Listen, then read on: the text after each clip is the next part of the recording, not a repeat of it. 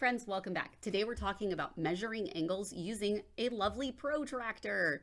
You can pick these up usually for a couple bucks at a local, usually the grocery store, even in the office supplies section. So to use this protractor, we use this to measure the degrees of the angle, which is going to be right in here. So what you do is you'll notice this protractor, in general, you'll have a hole right in the center of the protractor. That is where you're going to put your vertex of your angle. So our vertex is right there. Now what we have to do is make sure, you'll also see that there are some black lines along here. You want to take this guy and you want to line it up so those black lines are nice and aligned. Now, sometimes you get lucky, and in this case, the edge of the angle goes all the way up to the top of the protractor. Sometimes it doesn't, and what you can do is draw a little mark and then draw a straight line. So looking at this guy, it looks like if we were to measure this, we would have, now you'll notice there's two sets of numbers here, right? That's because if we're over 90 degrees or if we're under 90 degrees, and in this case, we're clearly under 90 degrees, so we're gonna be using these bottom ones. So we come up here, we get up to 60, and then there's 65, and one more after that, that's 66 degrees. So this guy is 66 degrees. Okay, let's talk about this one. Now, same idea, we put our protractor right here and we line it up with our vertex and our lines. We take a look at that line, we go all the way up, and in this time, we don't want to say that it's like between 70 and 60, that wouldn't make sense because it's clearly over 90 degrees. So we're going to be using the bottom part of this protractor. So if we've got this guy, we're going to say, okay, well, if this is 120, right? Whoops, it helps if you don't shift it. So this is 120, the 60 and the 120 are the same. So we're going to say this is 110, this is 115 right here. So 116, 117 degrees. Okay, so let's talk about what happens if you need to draw your angle. All right, so let's say you are given the task of drawing an 82-degree angle. Here's what you can do, and this also helps if your angles are not large enough and you're trying to measure with a big protractor.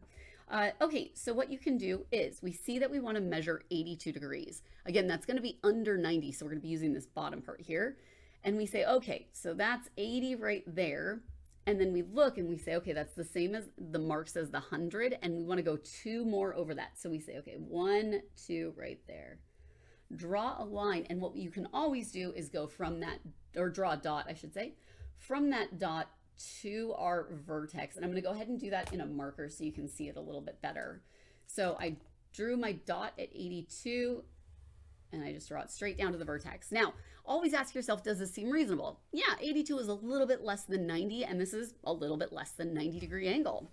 What about 126? Okay, 126. Let's say we start here and we go, okay, we want to start, we want to go to 126. So again, we're going to be using the bottom part of this protractor, and we get all the way over here, 125, and then 126 is right above that. So you'll see 60 and 120 are the same. So that makes this guy right in between here, 125, because there's 130.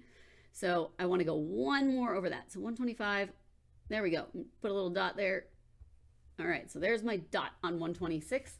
Take your protractor, use that straight edge, always use a straight edge in geometry, and we go from the dot to our vertex, and ta-da, we have drawn the required angle. Okay, so now let's talk about what happens when you're asked to draw an angle on the other direction.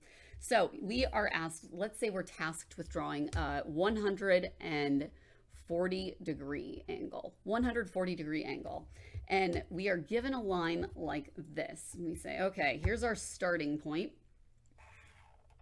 like this. Okay, we want to draw a 140-degree angle. So now on this case, we want to go like this. We're going to line it up just like we did, but this time you notice we're using the top part of our vertex of our compass, and we go to 140. So we look for 130. 140 is right here. Draw a little line.